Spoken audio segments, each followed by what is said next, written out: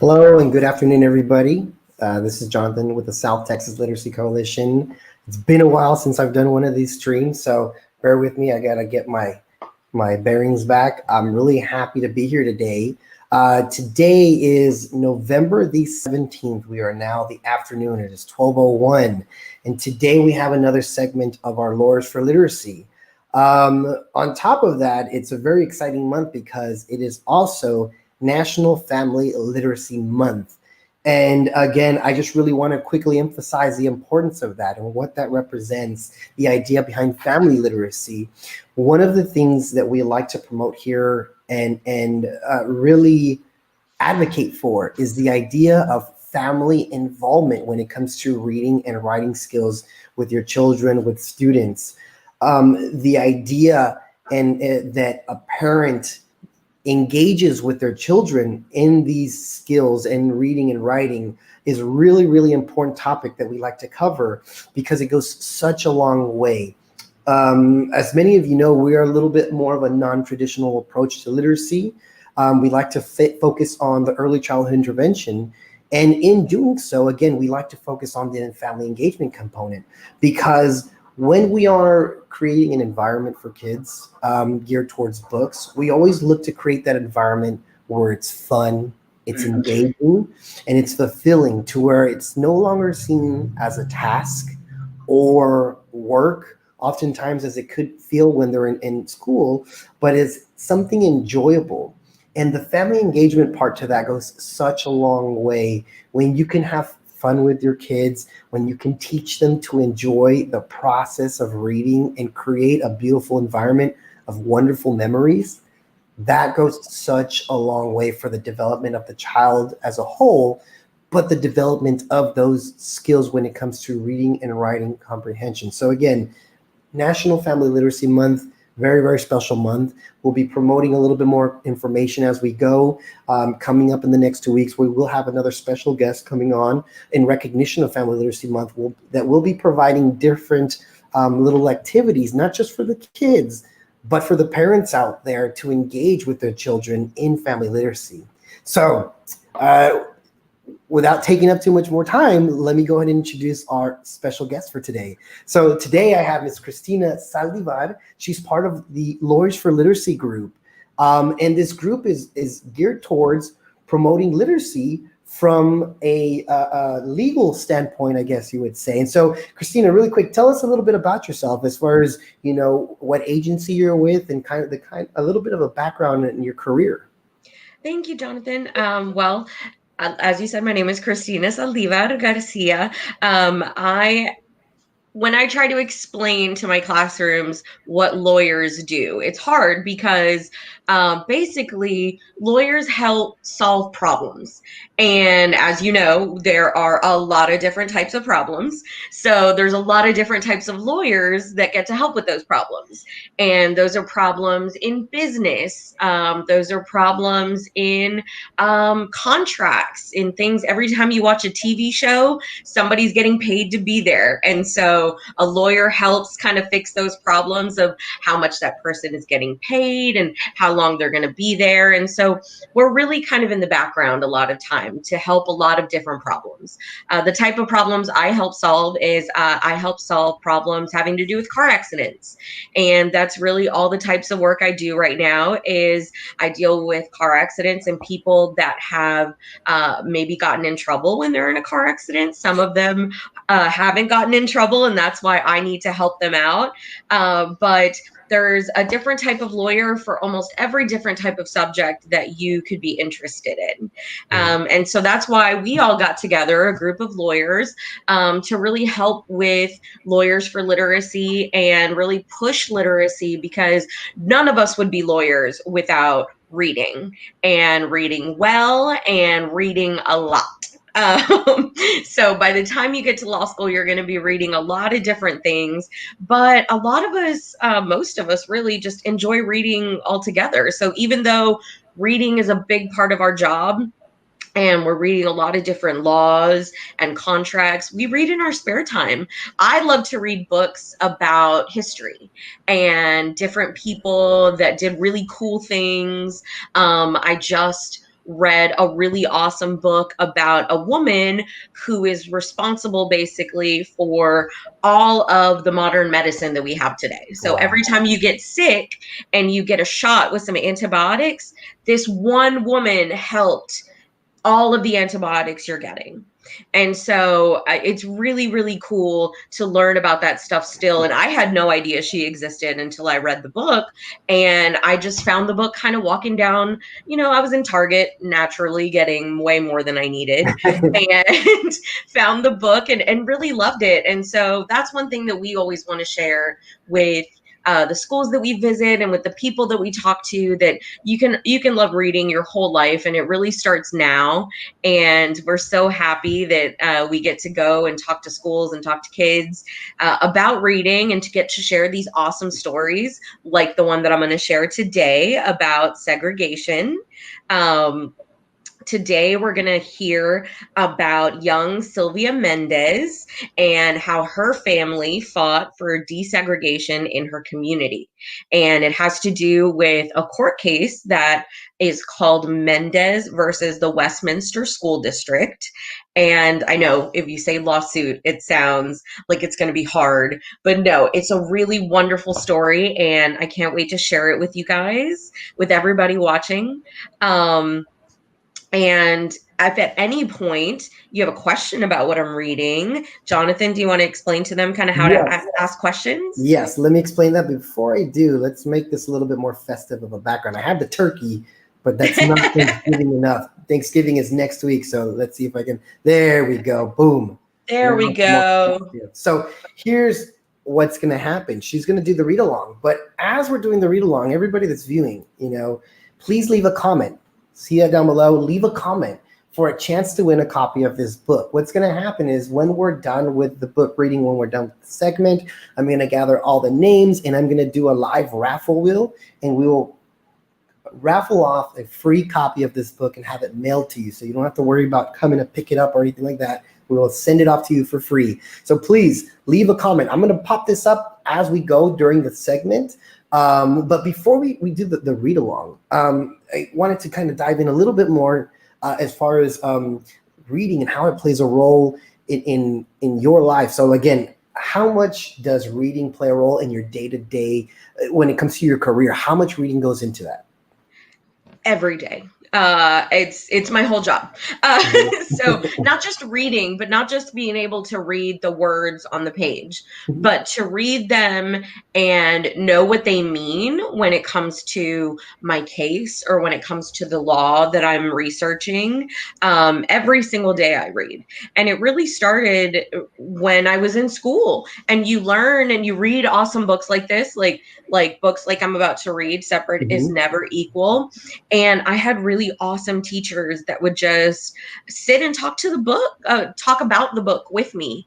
And I would ask me kind of like what I thought was cool about the book and things like that. That's what I remember starting very, very early. I started reading very early and I never ever stopped.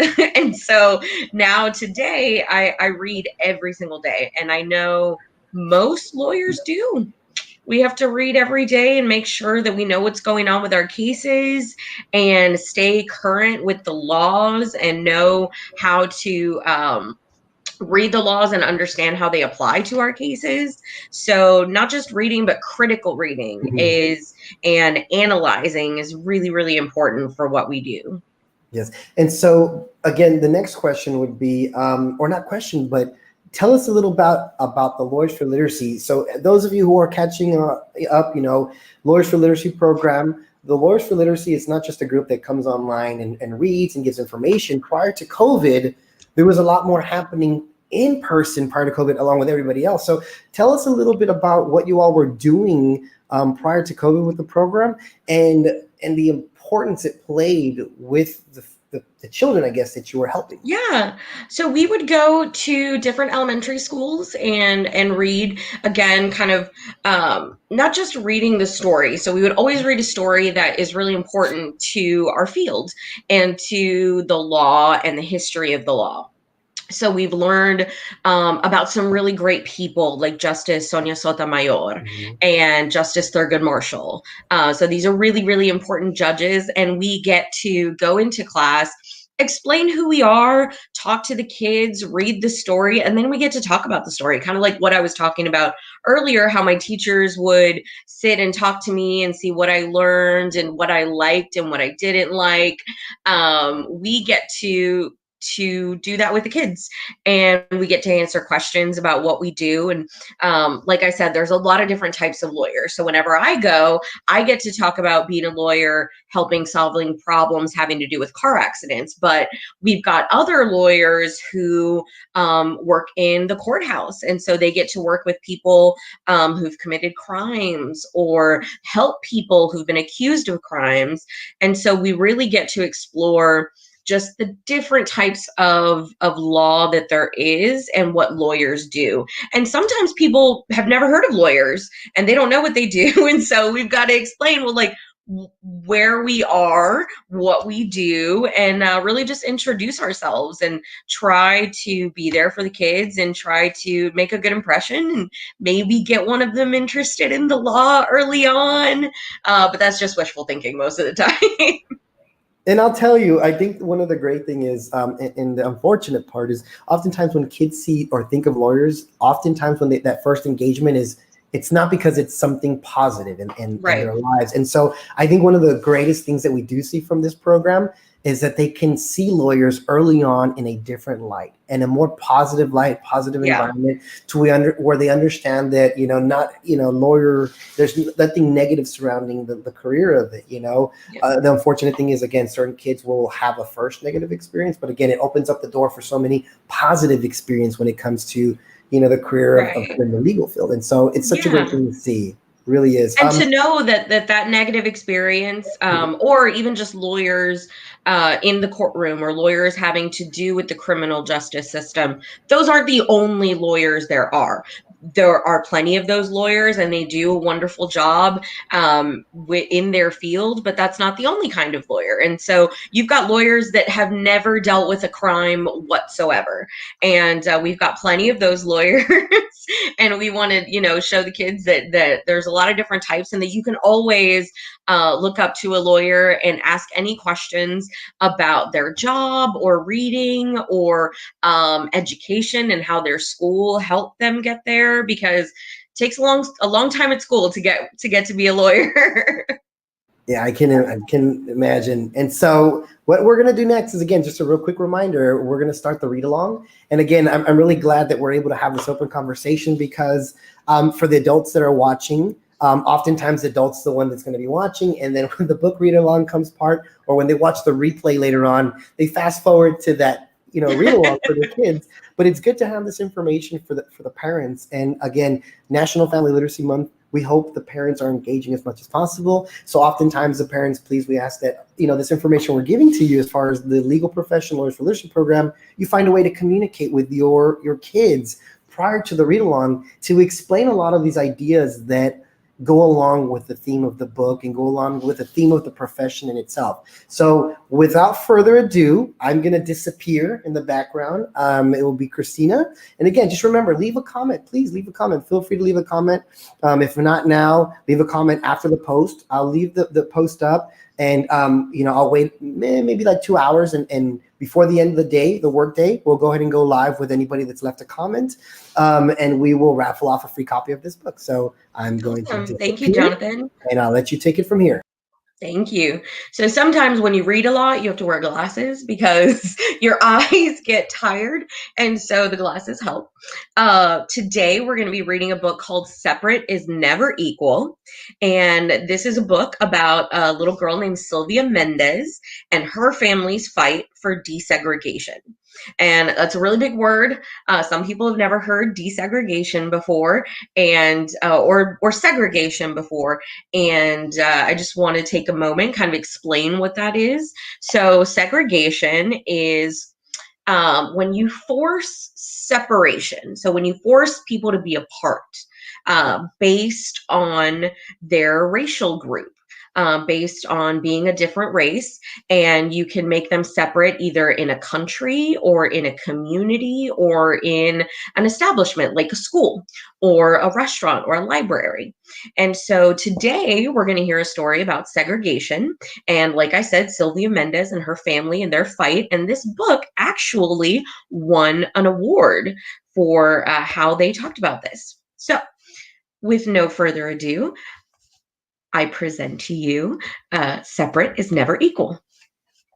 So Sylvia had on her black shoes. They were shiny new. Her hair was perfectly parted in two long trenzas. It was her first day at Westminster School. The halls were crowded with students. She was looking for her locker when a young white boy pointed her and yelled, "Go back to the Mexican school. You don't belong here." For the rest of the day, Sylvia did not speak or introduce herself in class. She kept her head down when she was walking in the halls. And when she got home that afternoon, she told her mom, Felicitas, what had happened. "I don't want to go to school anymore. The kids are mean." "Sylvia," said her mother, "¿no sabes que por eso luchamos? Don't you know that this is why we fought?" 3 years earlier, in the summer of 1944, Sylvia and her brothers, Jerome and Gonzalo Jr., and their parents had moved from the crowded city of Santa Ana, California, to a farm in nearby Westminster. Her father, Gonzalo Mendez, had labored for years as a field worker, picking grapes and oranges. Now he was leasing a farm. He was going to be the boss. On their new farm, they were going to grow asparagus, chilies, and tomatoes. As the summer came to an end and the first day of school neared, Aunt Soledad drove Sylvia and her brothers and their cousins, Alice and Virginia, to the local public school on the 17th Street so they could enroll. Sylvia was going to enter the third grade. Gonzalo was going to enter second, and Jerome first grade. "What a handsome building," thought Sylvia as they pulled into the parking lot. Tall trees lined the street in front of the school. There was a playground with monkey bars and a red swing. And when they walked into the school, they noticed that the hallways were spacious and clean. "I'm here to enroll my children in school," said Aunt Soledad when they arrived at the principal's office. The secretary gave Aunt Soledad 2 enrollment forms, one for Alice and one for Virginia. But she did not give enrollment forms for Sylvia and her brothers.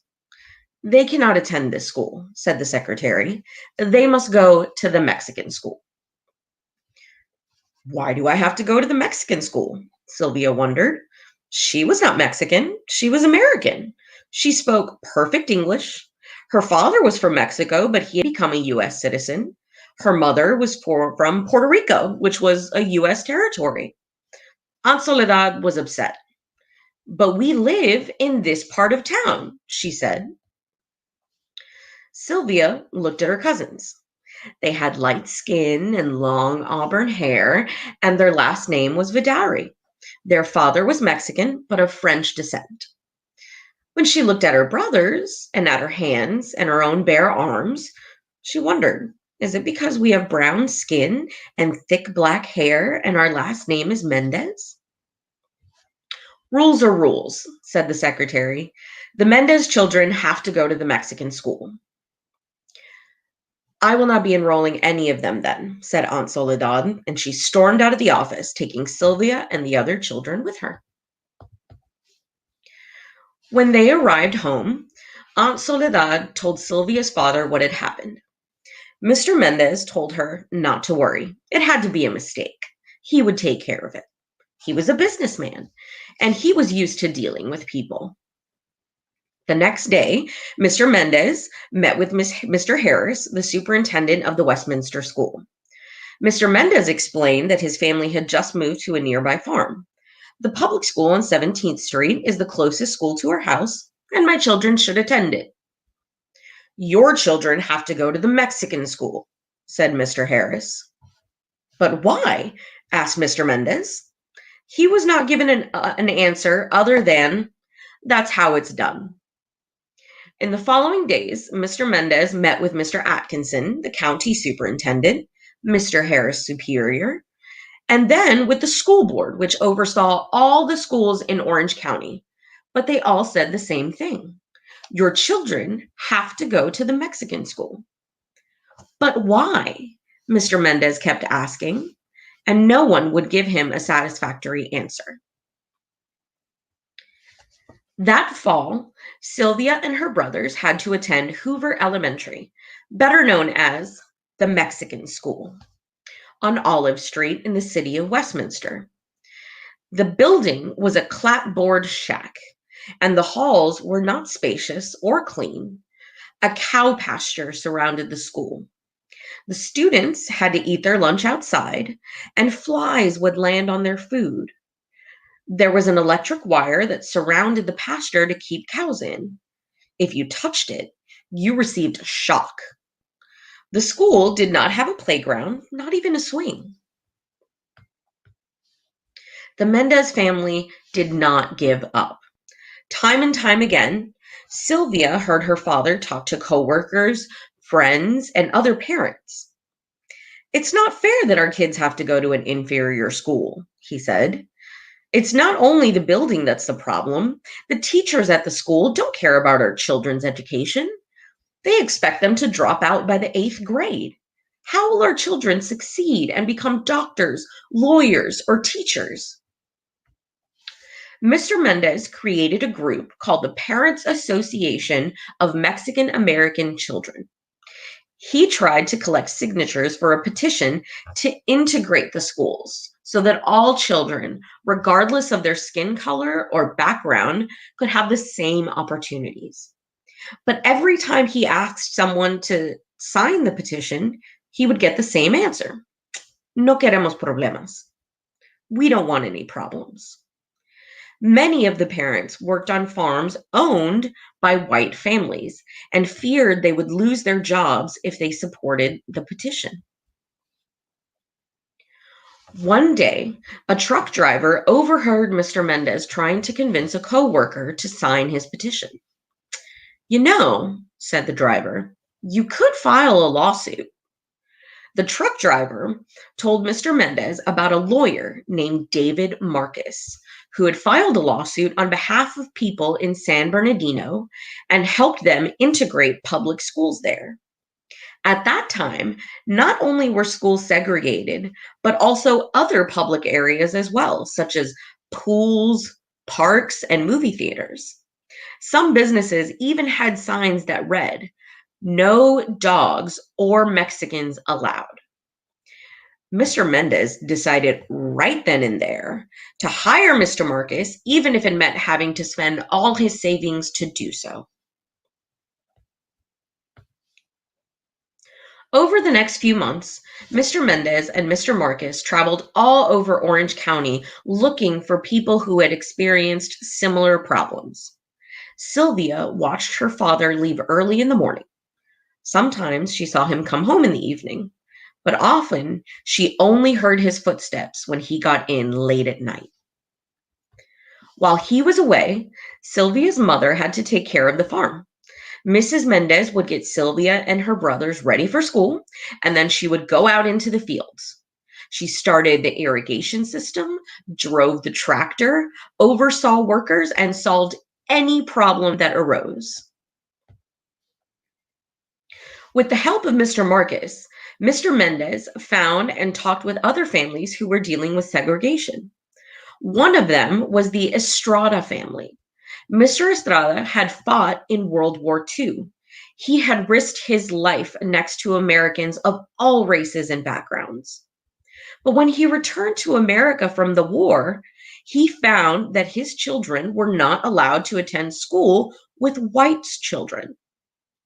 Es una injusticia, said Mr. Mendez. It's an injustice. The Estrada family joined the Mendez case, and so did 3 more families.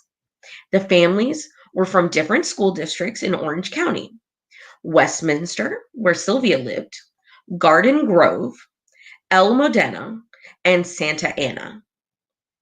Mr. Marcus wanted to show that segregation of students affected not only Sylvia and her brothers, but more than 5,000 children in the public school system all over Orange County. On March 2nd, 1945, Mr. Marcus went to the courthouse and filed the lawsuit.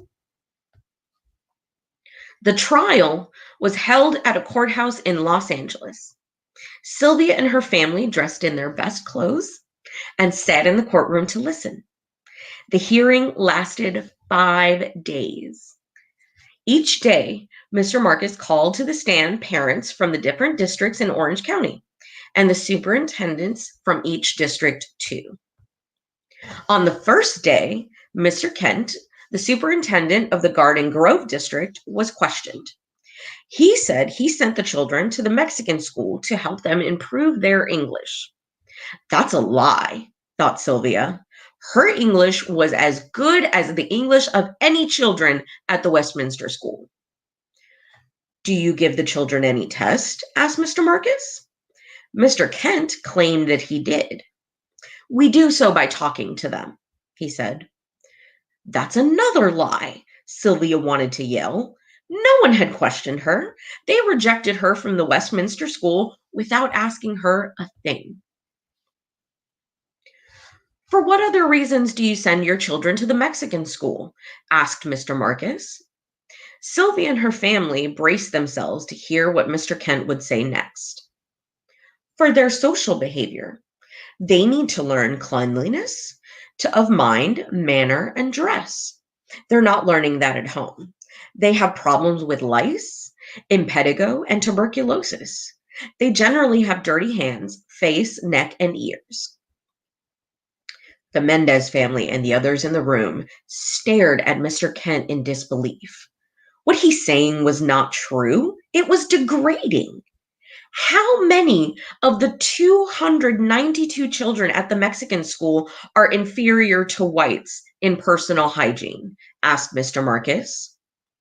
At least 75%. And their scholastic ability? 75%. In what respects are they inferior? In their economic outlook, in their clothing, and in their ability to take part in the activities in school. Do you believe that white students are superior to Mexicans in the respects that you just mentioned? Yes.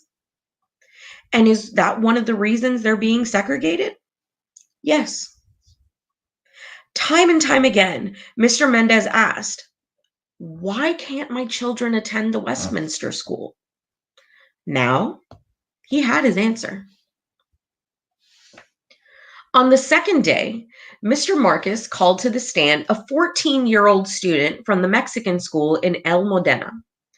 Her name was Carol Torres. She spoke perfect English. It was clear that she had not been sent to the Mexican school because she had problems speaking the language, as the defense lawyers claimed. Mr. and Mrs. Mendez were questioned on the third and fourth day, and so was Mr. Harris, the superintendent of the Westminster School. Sylvia was not called to the stand, but was ready to testify if they asked her to. She tried looking her very best every morning and practiced what she would answer. On the fifth and final day of the hearing, Mr. Marcus called to the stand 2 education specialists to explain why it was bad to segregate children to different schools. Segregation tends to give an aura of inferiority. In order to have the people of the United States understand one another, it is necessary for them to live together and go to public school as one mechanism where all the children of all the people go, said one of them. The judge nodded his head. He seemed to agree. Judge Paul McCormick took almost a year to give his decision. But when he did, he ruled in the favor of the Mendez family.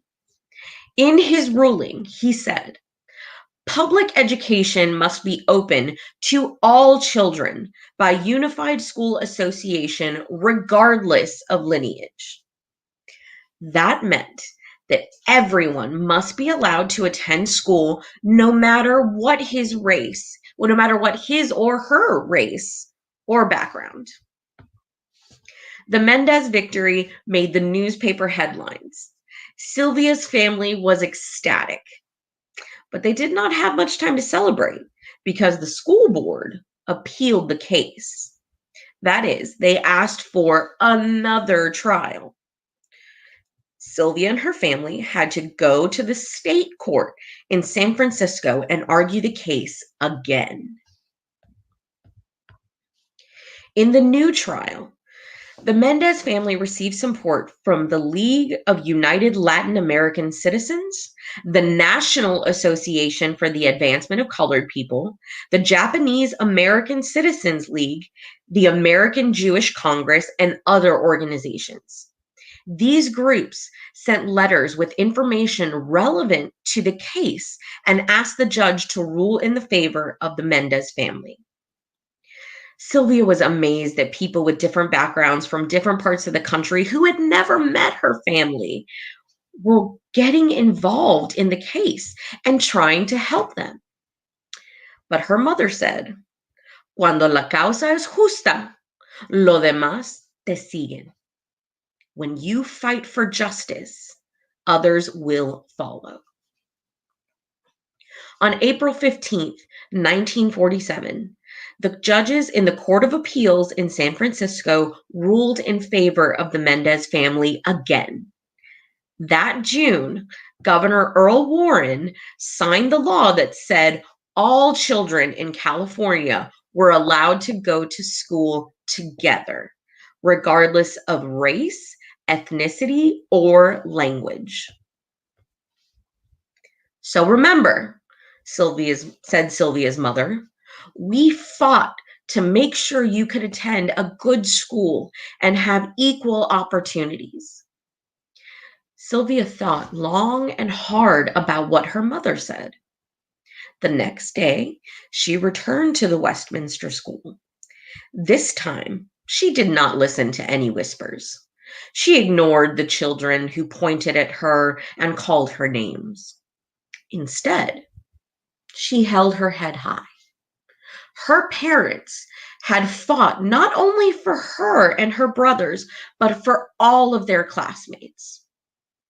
Looking around, she saw that other children were smiling at her. By the end of the day, she made a friend. And by the end of the school year, she had made many friends of different backgrounds. She knew that her family had fought for that.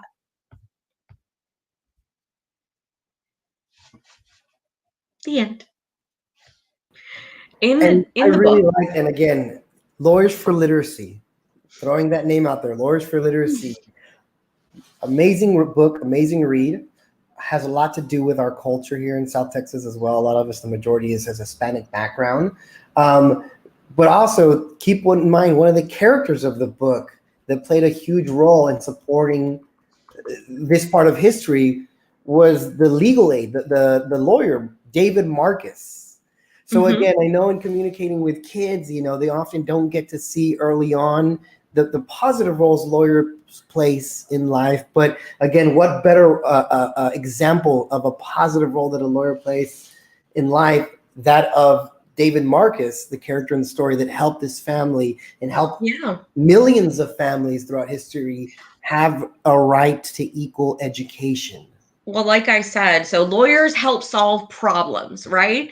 And so the problem that we were dealing with here was the problem of segregation. Kids were being sent to two different schools, and the families fought as hard as they could, and they tried talking to as many people as they could, but ultimately the lawyer was able to help them file a lawsuit, which helped them get exactly what they needed.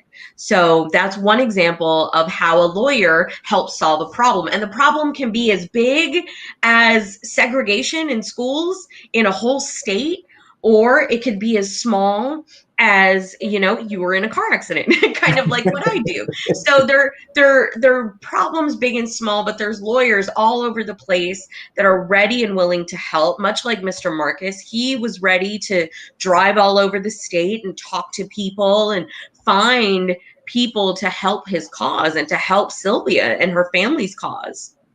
And so, and this is a problem. It wasn't just in California. This was a problem in Texas. This was a problem in South Texas. And I'm sure if you go to the library and ask a librarian, they can show you books that will talk about not just the Mendez family, but families from South Texas and families from Texas that went through the same thing. If this is something that, you know, that really sparks your interest. Yeah. And so again, thank you. Again, thank you so much for being here. Thank you so much for taking the time and volunteering. Thank you for having me. This is what I love to explain to our audience, the people out there, that Lawyers for Literacy Group, you all, there's a great amount of you that volunteer your time. And that's what you do. You're volunteers. You're there putting your time aside to support the community, support literacy, and then support the kids here in South Texas, whether through these virtual read-alongs, along with, you know, providing all this other information. Or hopefully when things get back to normal, hopefully sometime soon, we can be in the classrooms again, you know, with the kids, getting to see their faces, ask them questions, you know, get really excited and get them excited, because that's what it's really about. You know, it's the idea of getting them excited about the story, whatever's reading, whatever information is being given to them, getting them excited. And it's up to us, the STLC, it's up to the Lawyers for Literacy. Yeah. And again, parents out there, Family Literacy Month, November, it's up to you as parents to engage with your children and really get them excited. I saw a comment, and I'll bring her up to recognize her, Miss Marisa Carrizales. But thank you so much for the reading. My daughter and I were both listening. That in itself goes a long way. Thank you so much for following along, Miss Carrizales. You know, that's what it's about, is getting your children involved by you yourself getting involved with reading and writing and education in general, to create that positive environment, to create those positive memories. And one thing that I always found great that still happens today, if you don't know how to start or how to get involved with your kids, or how to ask your parents to get involved, the public library in your city is always a great place to start. They always have wonderful family activities, and they have a calendar of events. And so you can go and look in advance. Most of them, if not all of them, have their calendar on their website. Or if you don't have internet access, most of them have internet access. And so you can go into any library and ask about family reading or family activities about reading that you can do together. So I know one of my favorite memories was building my library with my mom. And so my mom and my sister and I would be reading together, and then my mom would get me my very own book. And inside, in the front cover, she put a sticker, and it said, "This book belongs to," and I could write my name. And it was my own little library that I could keep in my room, just a little, you know, shelf. And so all my favorite books about my favorite topics, I got to keep there, and they were all mine, you know, and everybody knew they were mine because of my sticker. But your library is filled with books on any topic. If you're not a big fan of segregation in the law, but you love soccer, there's books on soccer, and there's books on how to play soccer or other games like soccer. And so there's so much in your library that is such a great resource. That, and of course, the South Texas Literacy Coalition. You guys have all this information. I was about to say, on top of that, your libraries 100% are, without a doubt, one of the best resources. Your local library. That's where Marisa started with her daughter. Thank you, Marisa. Yes. Bar. And so, you know, one of the things I want to throw out there is, again, we have a little free library outside of our office, 2526 West Freddy Gonzalez. Anybody in the community is more than welcome. We stock it almost every week. We restock it. We are coming up, hopefully before the end of this month, we will be crowdfunding another Little Free Library location in Granjeno. Those of you who aren't familiar with where that is at, I barely found out where that was at. And that's because I used to live like 2 minutes away from it in South McAllen. Granjeno is south of McAllen, south of Sherryland, tiny little town along the border. But that's another project that's in the works for this coming year. We're looking to put out Little Free Libraries throughout all of South Texas, where we go and we restock those, you know, and get people to restock those. So there's always access to new free books throughout the communities here in South Texas. So again, hoping to build those libraries. Jonathan, for people that are watching, if we have books like from our library that we don't read anymore and we want to donate those, Mhm. is South Texas Literacy Coalition somewhere we could do that? Yes and no. For Okay. before COVID, we were accepting Right. everything, saying, "Hey, come drop them off in the Little Free Library." But because of COVID, for safety issues, we don't want Mhm. anybody getting sick or anything happening. We say just hold on to them. When the Okay. time is right, we're gonna put that call out. Hey, feel free to restock those libraries with any used books you might have in case anybody wants them. But for the time being, hang on to them. Don't throw them away. Keep them, safe. Keep them in great condition so that we can pass them on to the next reader. But for the time being, you're more than welcome. And I'll put the address here, 2526 West Freddy Gonzalez in Edinburgh. So this is the location for our Little Free Library. It's right outside of our office in Edinburgh. Even if you Google our name, our address should pop up. Maybe. Not sure. Good. It I don't should. know if It I updated should. it because we moved. I don't know if we updated it on Google, but that's our address. We have a Little Free Library. As soon as the Granjeno one is up, hopefully in the next 2 weeks, I'll put the address for that Little Free Library. But again, there will be a map of Little Free Libraries to come on our website in the near future as well. So again, those of you who are looking to build your home libraries for your kids, we have those. Let me throw And out some hopefully dates. they could start with the book we read Yes. today. Yes, I'm going to be raffling off that book. Remember, everybody. So even if you comment anytime between now and before 5 o'clock this afternoon, I'm going to go live at 5 o'clock to raffle off those books. All you have to do is please leave a comment for a chance to win, and it can be after the stream is done. Really quick, want to throw out some dates for the future. In December, we have on I believe the 12th, we will be hosting a large-scale book distribution. We're going to be distributing over 3,000 books in Oh my God, Falfurrias. wow. So those of you who are in Falfurrias, Lynn, all those neighboring areas, the 12th, which is a Saturday of December, we're having a book distribution with all kinds of other stuff out there, partnering with all kinds of people.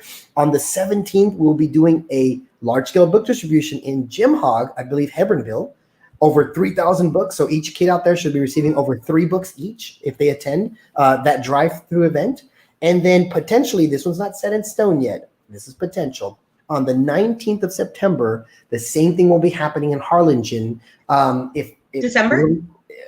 19th in Harlingen. And I'm hoping it's at the Harlingen Library. We're going to be partnering with them.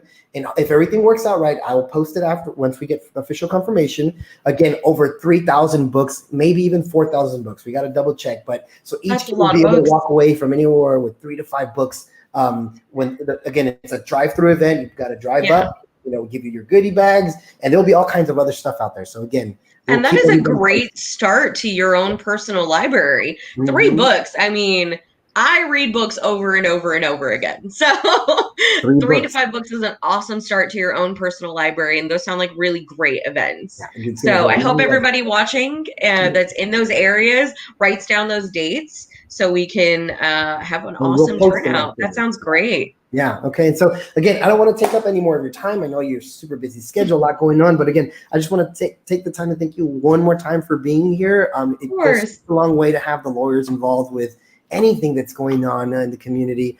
And again, be on the lookout, those of you in the community for any Lawyers for Literacy events, especially when things get a little back to normal down the road. Okay. Do you have any last words for anybody out there?